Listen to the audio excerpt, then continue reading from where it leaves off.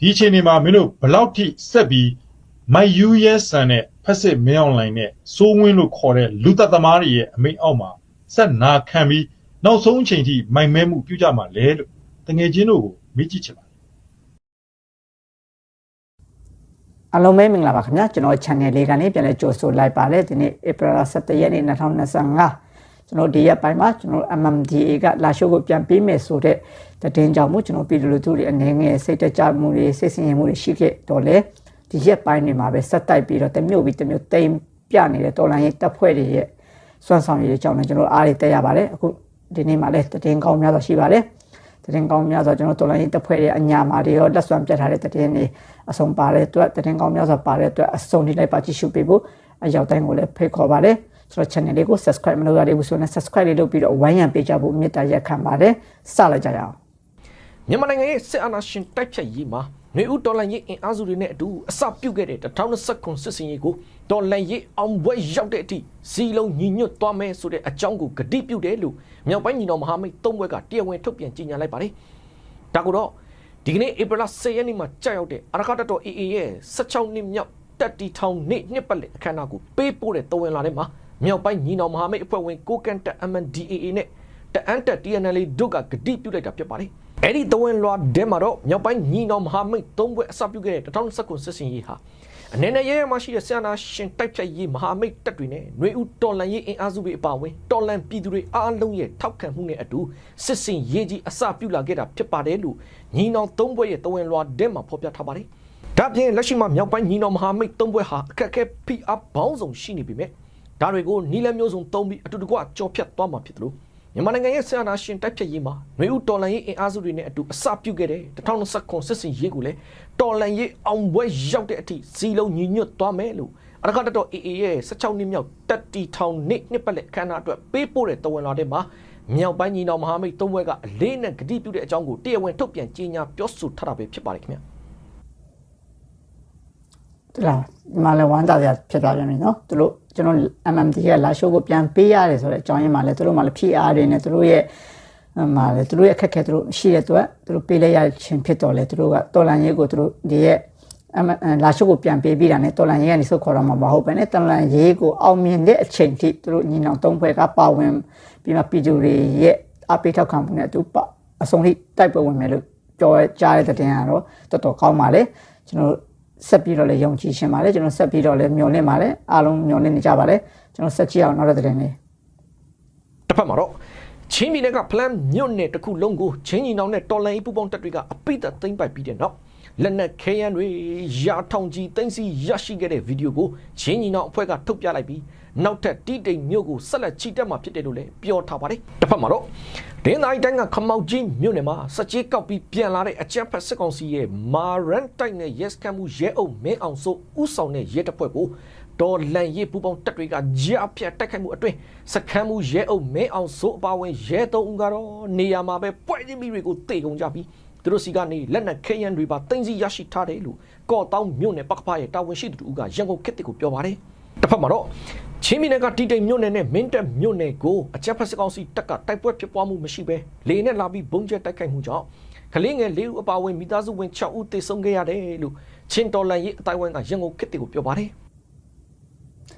ဒီစစ်ခွေးရသူရှုံးရင်ရှုံးမေးမှတည်းပီတူတွေလူထုတွေရှိတဲ့နေရာတွေကိုပဲသူတို့ကအမြဲတိုက်ခတ်ထားပြီးသူတို့တိုက်ခိုက်တယ်နော်ဒါသူတို့တော်ရုံမာတဲ့သူတို့ရဲ့လောက်ရက်တယ်နော်ဒီရဲ့စစ်ခွေးလေမူးတွေဆိုတာဘယ်တော့မှခွင့်လွတ်ပေးလို့မရတဲ့လူတွေပဲဖြစ်တယ်နော်ဒီကောင်တွေဘယ်တော့မှခွင့်လွတ်ပေးစရာအကြောင်းမရှိဘူးဒီကောင်တွေတခြားလူတွေတော်တော်ဆိုးလွန်းသွားပြီနော်ကျွန်တော်ဆက်ကြည့်မယ်နောက်သတင်းလေးပဲခူးတိုင်းအုပ်ဖို့မြို့နယ်တွင်လူငယ်များကိုပေါ်စာဆွဲဖမ်းဆီးရ၌ဥဆောင်ပါဝင်သူပြူစောတိ2ဦးကိုပြစ်ခတ်တိုက်ခိုက်ရ2ဦးလုံးတေဆုံးတဲ့အကြောင်းတရားဝတီခရိုင်တပ်ရင်3831တပ်ခွဲ5ကျုပ်ပင်ကောက်ဟီရိုပျောက်ကြားတပ်ဖွဲ့မှာတာဝန်ရှိသူတဦးကပြောဆိုထားတယ်တဲ့နော်ကောင်းလိုက်တဲ့တဲ့မယ်နော်အဲ့လိုပြည်သူတွေဒုက္ခပြေလူတွေရှင်းပြတာလဲကောင်းတော်ကောင်းတဲ့တဲ့မယ်ဆက်ကြည့်အောင်တော့တဲ့ချင်းညီနောင်တပ်ဖွဲ့အေးဖလန်မြို့တိန်အောင်ပွဲအတွက် NUG နဲ့ CNF တို့ကဂုံယူဝမ်းမြောက်ကြောင်းကြေညာတဲ့ချင်းညီနောင်တပ်ဖွဲ့အေးဖလန်မြို့တိန်အောင်ပွဲအတွက်အမျိုးသားညီညွတ်ရေး NUG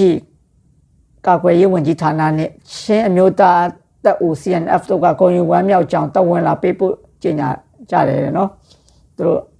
ကွန်ပျူတာတူကွန်ပျူပေးရမှာဖြစ်ပါတယ်ကျွန်တော်လည်းဒီကနေဝမ်းသာပါတယ်ကွန်ပျူပါတယ်ဆက်ပြီးမှသူတို့ခုဒီဖလန်ပြီးရင်တီးတိမ်ကိုဆက်သွားမယ်လို့ပြောထားတဲ့အတိုင်းပဲတီးတိမ်ကိုလည်းအမြန်ဆုံးရရှိပါစေလို့ပဲကျွန်တော်တို့ဒီကနေဝိုင်းပြီးမှဆုတောင်းပေးကြပါတယ်ဝိုင်းပြီးမှအားပေးပါတယ်ဆက်လက်ပြီးမှနောက်တဲ့တင်ချီအောင်တောင်တာမြို့နယ်တဲ့ဘီးနွယ်ကုံကြီးရွာအနီးတဲ့ပြည်သူများထံမှာချင်းချောက်ငွေကြီးတောင်းရမ်းနေတော့လက်နက်ကန်ဓမြအဖွဲ့ကိုအရှင်ဖမ်းပြီးတဲ့မန္တလေးတိုင်းတောင်တာမြို့နယ်တဲ့ဘီးနွယ်ကုံကြီးရွာအနီးတဲ့ပြည်သူများထံမှာချင်းချောက်ငွေကြီးတောင်းရမ်းနေတော့လက်နက်ကန်ဓမြအဖွဲ့ကိုတဲ့အရှင်ဖမ်းမိခဲ့ကြောင်းတောင်တာ People Defense Forum မှာတာဝန်ရှိသူတို့ကရန်ကုန်ခက်ချက်ကိုပြောဆိုထားတယ်တဲ့နော်ဒီကောင်နေလည်းနော်ဒီခု MMD ကသူတို့ရဲ့လာရှိုးမှာလူပြီးမှလူတက်သွားတယ်လူတွေကိုဒီနေ့မှသူတို့တေးတန်စီရင်နေနော်ပစ္စည်းတများတိုက်ပြီးမှလူပါတက်သွားတယ်ဆိုအဲ့ဒါတေးတန်စီရင်နေအဲ့ဒါကိုကျွန်တော်လည်းထောက်ခံတယ်ဒါမျိုးလုပ်ပြီးမှမြန်မာနိုင်ငံမှာမြို့ကြီးတွေမှာရောဒီမြန်မာနိုင်ငံတွင်းထဲမှာစစ်တပ်အုပ်ချုပ်တဲ့နေရာမှာလည်းအများစုအဲ့လိုဖြစ်နေတဲ့နေရာမှာလည်းအဲ့ဒါတွေကဒီကောင်တွေလူတွေပဲမို့လို့ဒီကောင်တွေလှုပ်ချင်တိုင်းလှုပ်နေကြတာเนาะအဲ့ဒါတွေကိုအပြစ်ကိုအဲ့လိုပေးလိုက်မယ်ဆိုရင်နောက်ဘယ်သူမှလှုပ်ရမှာမဟုတ်အခုကသူတို့ကဒီတိုင်းလွတ်ထားပြီလို့တော့ကျွန်တော်နိုင်ငံထဲမှာသူတို့စိုးနေတာเนาะကျွန်တော်နိုင်ငံမြို့ကြီးတွေမှာပို့စိုးတယ်ဆက်ကြည့်အောင်တော့တဲ့တော့မြင်းချံမြို့နယ်အတွင်းနဲ့9ရက်ကြာတိုက်ပွဲဖြစ်ပွားပြီးတဲ့စစ်ကောင်စီတပ်သား6ဦးထပ်မံတေဆုံးကစစ်စခန်းတစ်ခုကိုတိမ့်မှတ်ရရှိတဲ့မန္တလေးတိုင်းမြင်းချံမြို့နယ်အတွင်းနဲ့9ရက်ကြာတိုက်ပွဲဖြစ်ပြီးတဲ့စစ်သား6ဦးထပ်မံတေဆုံးကစစ်စခန်းနှစ်ခုကိုတိမ့်မှတ်ရရှိခဲ့ကြောင်းနဲ့မြင်းချံခရိုင်တပ်ရင်ခွန်နဲ့0ပျောက်ကြားတပ်ဖွဲ့မှဘူပညာကရန်ကုန်ခေတ်ကိုပြောဆိုထားတယ်เนาะဒါလည်းဂုဏ်ယူပါတယ်ဝမ်းမြောက်ပါတယ်ဆက်လက်ပြီးမှတိုက်စခန်းတွေရောတမတွေရောအကုန်လုံးအမြန်ဆုံးတိမ့်ပိုက်နိုင်ပါစေအညာမှာလည်းအခုတော်တော်လေးကိုတိုက်ခိုက်ပေးနေကြပါတယ်အညာတော်လိုင်းတပ်ဖွဲ့တွေလည်းတော်တော်လေးစူးစမ်းပြီးတိုက်ခိုက်ပေးနေတဲ့အတွက်လည်းကျေးဇူးအများကြီးတင်ပါတယ်ဆက်ကြည့်အောင်တော့ဒီနေ့ပေါ့မုံရမြို့အမှတ်2ရဲစခန်းမှာလည်းသူရဲအုပ်အေတန်ထွန်းဒီတဲ့ G3 rifle တလက်ဖြစ်နေအချို့ယူဆောင်လာပြီးအလင်းဝင်နေစကိုင်းတိုင်းမုံရမြို့အမှတ်2ရဲစခန်းမှာသူရဲအုပ်အေတန်ထွန်းဒီတဲ့ G3 rifle တလက်နဲ့ကြီးအချို့ယူလောင်လာပြီးအလင်းဝင်လာခဲ့ကြောင်းမုံရခရိုင်အမှတ်25တပ်ရင်မှုတမဏိကရန်ကုန်ခေတ်ကိုပြောဆိုထားတယ်နော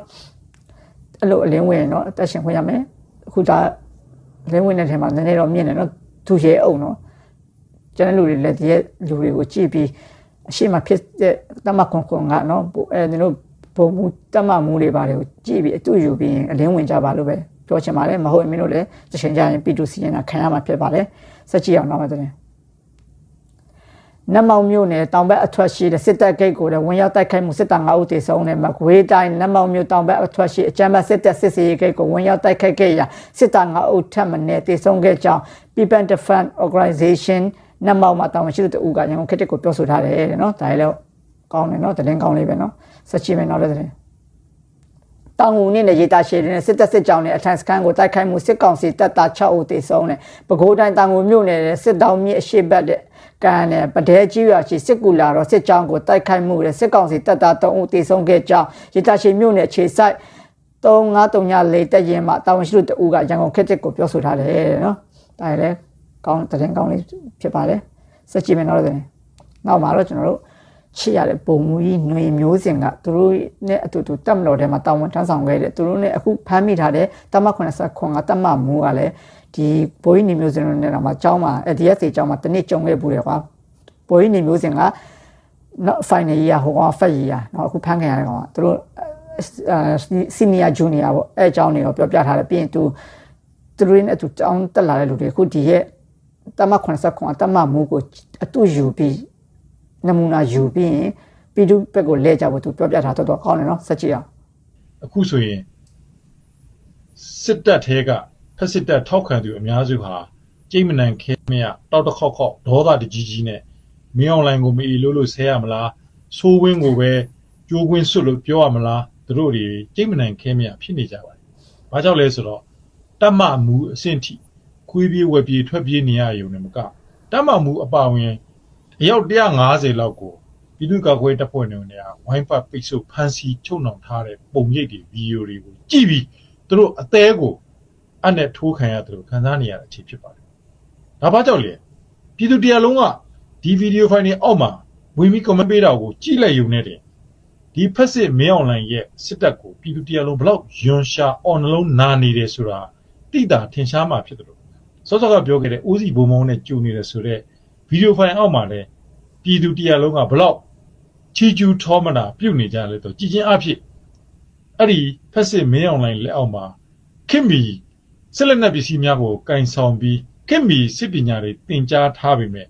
တစ္ဆာတရားရင်မှမရှိတဲ့စစ်သားဆိုတဲ့အတူရောင်လူသက်သမားတွေအတွက်ကြေကွဲစရာကာလများပဲဖြစ်ပါတယ်။လွန်ခဲ့တဲ့၄နှစ်တိတိပဲခူးမြို့မှာအဲ့ဒီတမခွန်ကပဲပြည်သူလူငယ်မြောင်များစွာအယောက်80ခန့်လို့ကြားသိရပါတယ်ဒီထက်လည်းပိုနိုင်ပါတယ်ရရဆက်ဆက်ဖန်စီနှိပ်ဆက်လူမဆန်စွာတပ်ဖြတ်ခဲ့တဲ့၄နှစ်တိတိပြည့်တဲ့နေ့မှာအဲ့ဒီခွန်ရဲ့တမမှုဆိုတဲ့ဘုံမှုချုပ်ဆိုတဲ့အကောင်ကိုပြည်သူ့ကာကွယ်တပ်ဖွဲ့ဝင်တွေကအရှင်လက်ရဖန်စီခဲမိချင်းပေါ်မှာအန်ချီထောမနာပြုနေကြပါတယ်ကျွန်တော်အနေနဲ့တစ်ဖက်ကလည်းစိတ်မကောင်းဖြစ်ပါတယ်စိတ်မကောင်းဖြစ်တာကဘာလဲတစ္ဆာစောင့်ရမယ်အလုပ်ကိုတစ္ဆာမစောင့်ပဲတစ္ဆာဖောက်ခဲ့လို့တစ္ဆာဖောက်လို့သွားရလမ်းကိုမြန်းရတဲ့သူတို့အတွက်စိတ်မကောင်းဖြစ်တာပါပြည်သူတရားလုံးကလက်မခံပဲအမုန်းအာကာရကြီးစွာနဲ့နေရာနှံ့မှာစန့်ကျင်တော်လှန်တိုက်ခိုက်ခြင်းကိုမင်းတို့ဖက်စစ်တပ်ခံရတဲ့အချိန်မှာပဲဘာဝတရားကြီးကလည်းနူယာဝဲဆွဲလဲရတခိုးထောက်မင်းတို့ကိုမောင်းချတဲ့ပုံနဲ့ညီပြီးတော့တခွင်ပြဲစင်လှုပ်ခတ်ခဲ့တဲ့ငလင်နဲ့စကိုင်းကအခြေပြုခဲ့တဲ့မဟာငလင်ကြီးကြောင့်ခုဆိုရင်မင်းတို့ရဲ့အုပ်ချုပ်ရေးရန်တရားကြီးတစ်ခုလုံးလည်းပြုတ်ပြုံဒုက္ခတွေလုံးရောက်နေကြတယ်ဒီအချိန်တွေမှာမင်းတို့ဘလောက်ထိဆက်ပြီးမိုက်ယူရဲဆန်တဲ့ဖက်စစ်မင်းအောင်လိုင်းနဲ့စိုးဝင်းလို့ခေါ်တဲ့လူသက်သမားတွေရဲ့အမိန့်အောက်မှာဆက်နာခံပြီးနောက်ဆုံးအချိန်ထိမိုင်မဲမှုပြုကြမှာလဲလို့တငယ်ချင်းတို့ကိုမေးကြည့်ချင်ပါတယ်တမ3မရဲ့တမမူတွေကို2ယောက်အသေး1ယောက်အရှင်တကယ်ဒိတ်ကျဲစစ်တပ်ထဲမှာဆိုရင်ဒီအပူတမတွေ66တို့ခွန်တို့နော်အပူတမတွေဟာဒိတ်ကျဲမာလာပါပြီဆိုတဲ့စစ်သားတွေကိုစုပြီးတော့တိုက်ခိုက်ချေမုန်းစစ်ရေးဝါတဲ့စစ်သားတွေကြီးစုထားတဲ့တပ်မကြီးဖြစ်တယ်ဒီတပ်မကြီးတွေရဲ့လုံးပြိုကွဲပျက်စီးသွားရုံနဲ့မကတပ်မမှုတွေပါအရှင်ဖန်းခံရတဲ့အဆင့်ဖြစ်လာပြီဆိုတော့မင်းတို့ရဲ့ဖက်စစ်အကြမ်းဖက်စစ်တပ်ဟာဘလူနီးနဲ့မှမြန်မာပြည်အလယ်မှာရှင်သန်ဖို့လမ်းမရှိတော့သမ္မတယူမင်းအွန်လိုင်းကိုယ်တိုင်ရွက်ကောက်ပွဲကျင်းပပြီးလွတ်တော်ခေါ်မဲဆိုလေသံပြည့်ုံရှိသေးတယ်သမ္မတအိမ်တော်လွတ်တော်သုံးမရအောင်ငလင်ကြီးကဖျက်ဆီးလိုက်တဘာဝကြီးတော့ကတော့မှလက်မခံမင်းတို့ကိုစန့်ကျင်နေတာမင်းတို့ဘယ်လောက်ထိဆက်လက်မိုင်မဲကြအောင်မလဲဆက်လက်ပြီးတော့မိုင်မဲခြင်းပြုမယ်ဆိုရင်ခွန်တမမှုရဲ့မြေဝန်းကိုတေချာကြည့်ပြီးသူ့မျက်ဝန်းမှာမေးမိန်ညှိုးတိမ်နေတဲ့စိတ်ခံစားမှုမျိုးမင်းတို့ရှိမှမကြခင်ရောက်လာလိမ့်မယ်ဆိုတာကိုအငှားခံစားပြီးမိုင်မဲတဲ့အသိဉာဏ်အုံတော့မဲ့တော့တတိဆန်တယောက်ရဲ့တွေးခေါ်မှုကိုဒီကနေ့အစပြီးအဆုံးသတ်လိုက်ပါလို့ငါတိုက်တွန်းလိုက်ချင်တယ်ကောင်းတယ်နော်အဲဘိုးကြီးမျိုးစင်ပြောရတယ်တော်တော်ကောင်းတယ်သူတက်ဘိုးကြီးမျိုးစင်ပြောသလိုပဲသူတို့ပြည်သူဘက်ကိုမြင်မလဲရင်သူတို့နောက်ကြမှာအခုတမ89ကနော်သူတို့စစ်အခုတမမူဆိုတဲ့ကောင်ကနော်ဟိုတုန်းကပြည်သူတွေလက်နဲ့မဲ့နဲ့ဆန္ဒပြနေတဲ့ချိန်တုန်းကကျတော့ပဆက်ကိုဖြိုခွင်းတက်ဖြတ်ခဲ့တာနော်မြို့ထဲမှာကို RPG တွေတုံးပြီးထုပြီးတက်ဖြတ်ခဲ့တဲ့ကောင်နော်အခုကျတော့အဲ့တော့ကျတော့တေးရတဲ့ကောင်ထွက်ခဲ့ဆိုညကြီးလဲဟိုအိမ်အော်ဆဲဒီအိမ်အော်ဆဲနဲ့ရက်ကွက်တဲ့ပက်လက်အော်ဆဲပြီးတမခွန်ကဖိုက်တာလုပ်ခဲ့တဲ့အုပ်စုတွေအခုမျက်နှာငယ်လေးနဲ့ဘဝရောက်သွားပြီနော်မင်းတို့အဲ့တော့ပြည်သူလက်နဲ့မရှိတော့မင်းတို့ကောင်လည်းပြည်သူတွေနိုင်တာအခုပြည်သူတွေတေးရတဲ့ကောင်ထွက်ခဲ့တယ်မင်းတို့အော်နေတာအဲ့မှာအော်နေတဲ့ဟာတွေအခုကျတော့သူတို့ကလေးကျတော့တမခွန်ခုနတမမူဆိုတဲ့ကောင်ကထက်ပြရဘာလို့ထက်ပြရလဲဆိုတေးမှာကြောက်လို့ထက်ပြတာပါတဲ့သူ့ကိုမတက်ပါနဲ့တဲ့သူကလေးကျတော့ကြောက်တက်လိုက်တာနော်ဒါလက်နဲ့ကင်ချင်းသူတို့ဆိုလက်နဲ့အပြည့်စုံသူတို့လက်နဲ့တွေဆိုအများကြီးရှိနေနော်အင်အားလည်းမ150ကျော်လောက်နဲ့ဖမ်းခံရတာနော်သူပြီးလက်နဲ့လည်းခင်ရလည်းအပြည့်စုံနော်လက်နဲ့အစုံလေးကိုဖမ်းခံရတာနော်ဟိုပြည်သူတွေတော့လက်နဲ့မရှိပါမရှိနဲ့မြို့ထဲမှာလေဆန္ဒပြတာပေါ့ရရဆက်ဆက်လုပ်ခဲ့တဲ့ကောင်ဘာမှခွင့်လို့ပေးစအကြောင်းတစ်စက်မှမရှိဘူးနော်မင်းတို့တရားကိုစီရင်မှာမင်းတို့ကောင်တရားစီရင်ရမှာစက်ကြည့်မယ်နောက်မှာသူတို့ဒီကျွန်တော်တော်ရင်တက်တယ်အောင်ပွဲတွေဆင်နွဲနိုင်တော့ပွဲတိုင်းဆင်နွဲနိုင်တော့ဓာတ်ပုံတွေတင်တာဗီဒီယိုတွေဖိုင်တွေတင်တာကိုစစ်ခွေးတဲ့ကောင်ကလောင်နေတာနော်လောင်နေတဲ့ဗီဒီယိုလေးစက်ကြည့်အောင်ဘာမှစိတ်မပူပါနဲ့လိုင်းပေါ်မှာဒီလိုပဲတင်တာပဲသူတို့အောင်မြင်တဲ့အကြောင်းသူတို့တွေတင်တယ်အမှန်ကဘာမှမဟုတ်ပါဘူးရုပ်တော့ငိုတော့မယုံနဲ့တိုက်ပွဲရတော့ဖြစ်ပြီးတော့ဒီလိုပဲတကယ်ရိုက်ကြတာပါ ထိမှာပဲတေးမှာ ဖြစ်ရင်တော့ကျွန်တော်စစ်ခွေးတွေပဲတေးတာပဲ တေးဘူးလားကောင်းနေအမတွေ့မယ်ကျွန်တော်မှတင်ပြမယ်လားတိုင်းပေါ်မတင်ခိုင်းလို့မတင်တာနော်ကျုပ်တို့ မင်းဘလိုင်းမမတင်ခိုင်းလို့မတင်တော့မင်းဘယ်တင်ခိုင်းမှာတော့မင်းတို့တတ်တဲ့ဟာတွေမင်းတို့တက်ဖြတ်တဲ့ဟာကလေးလာတာကလေးတွေတို့10နှစ်9နှစ်10နှစ်ကလေးတွေတို့ပြီးရင်ပြည်သူလူထုမိန်းမလေးတွေတတ်ထားတဲ့ဟာနော်အဲ့ဒါကြောင့်မင်းတို့တင်ပြလို့မရလို့မတင်လားမင်းတို့ကတော်လိုင်းရေးအဖွဲ့ရှင်တွေတတ်ထားတာမဟုတ်ဘူးအဲ့ဒါကြောင့်မင်းတို့မတင်ရတာ ကျုပ်တို့လူကြီးတွေမတင်ပါလေပြောလို့မတင်တာလားတင်ပေးကြည့်တာရဖြစ်နေ တင်ချိလိုက်လေတင်ချိလိုက်လေ အခုတင်ပေးမယ်ပုံတွေအကုန်လုံးဖြတ်ထုတ်လိုက်တယ်လူကြီးတွေကနော်ကြောက်နှောင်းမလို့တဲ့ မရှိလို့မတင်တော့ရှောက်မပြောနဲ့နော်မရှိတိုင်းနေလိုက်မင်းတို့ lobby တွေအဲ့ဒါပဲနော်ပုံတွေကသူတို့ဟိုမှာကျဘလောက်တက်လိုက်ပြီးဟိုမှာမင်းတို့ PDF ကဘဏ္ဍတောင်းတည်သွားတယ်တော်လန်ရေး KIA ကမျိုးတော်ပြုတ်ပြီး KIA ကကုန်ပြီးဘဏ္ဍတောင်းတည်တယ်ဆိုမှမင်းတို့ဘောမှာပြောနေတဲ့ဟာနော်လက်တွေ့မှာတကယ်ဓာတ်ပုံမပြနိုင်ဘူးမပြနိုင်မင်းတို့ဖင်ပိတ်ငင်းနေရတယ်ရှောက်ပြောနေရတယ်စက်ကြည့်မယ်နောက်မှာဘောမှာပြောင်းကြီးကဘာတွေပြောထားလဲသူတို့စစ်တပ်ကဘလောက်ထိပြီးသူတို့စစ်သားတွေကိုမထောက်ပံ့နိုင်လဲဆိုတာကိုခြေကွဲထားတဲ့ဗီဒီယိုလေး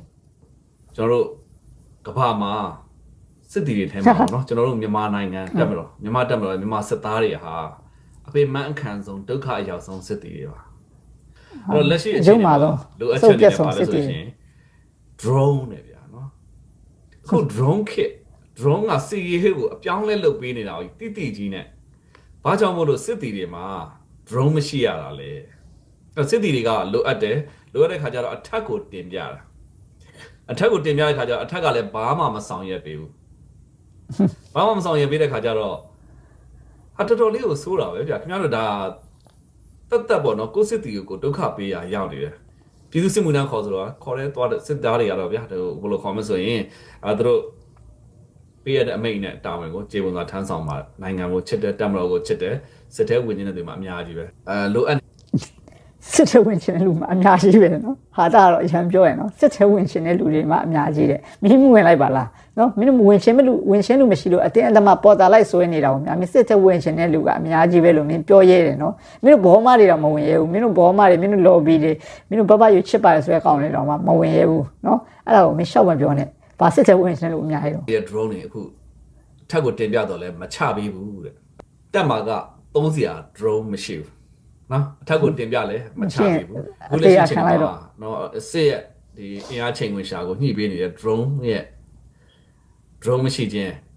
စစ်လက်နက်တွေချာမတက်ဆင်ခြင်းအဲ့တော့စစ်တီတွေကိုကျွန်တော်တို့ပါထူးတယ်ဗျာကျွန်တော်တို့ကိုခံရမဲ့လမ်းကိုတွန်းပို့နေရတယ်မတူဘူးလားဗျာနော်ဒီတိုင်းဆက်သွားတယ်လမ်းတော့ခံရတာခုကိုအပြောင်းလဲတစ်ခုအနေနဲ့တေးသေးချာချာလုပ်ဖို့တော့လိုအပ်လာပြီဘမော်ချီဆိုပဲဒီသိမကြခင်လာပြီးတော့ညှို့ဝိုင်းလို့လာဝိုင်းတော့မယ်ကြောက်နေပြီဘာဆိုဘာလုပ်နေမှမသိလို့ကြောက်တယ်လို့6တယ်လို့ဖြစ်နေတယ်